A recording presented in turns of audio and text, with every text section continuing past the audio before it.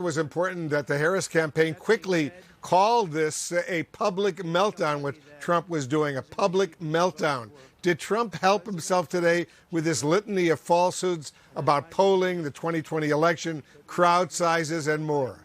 No, listen, I think he stepped into the conversation in a way that he actually felt he had control over it. You know, you had the media covering, a bunch of things, and he probably didn't feel his narrative was pushing through.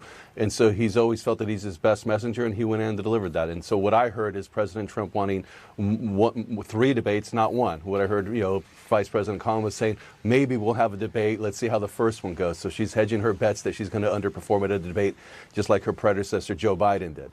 What I didn't hear, though, which Trump's press conference sort of stepped on, was the fact that Governor Tim Walz had edited his biography. He sort of admitted that he lied on his biography, for the past 20 years, and then the Kamala Harris and their campaign had to correct it today. That is a huge backpedal. That's an embarrassment. 24 hours into this, you're dissecting the guy's military record, and you're finding huge discrepancies that they have to change their biography. So I would have liked to have heard that more, because I think David, that has go an ahead impact. and react to that. I'm curious to hear what you have to say. I'll let Karen go ahead. She wants to jump in there.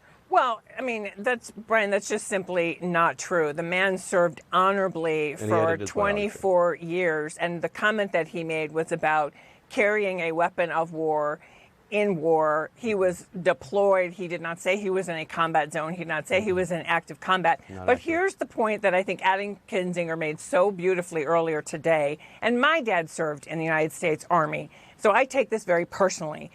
The measure should not be about whether or not you were in combat. The point is, did you put on the uniform of the United States of America?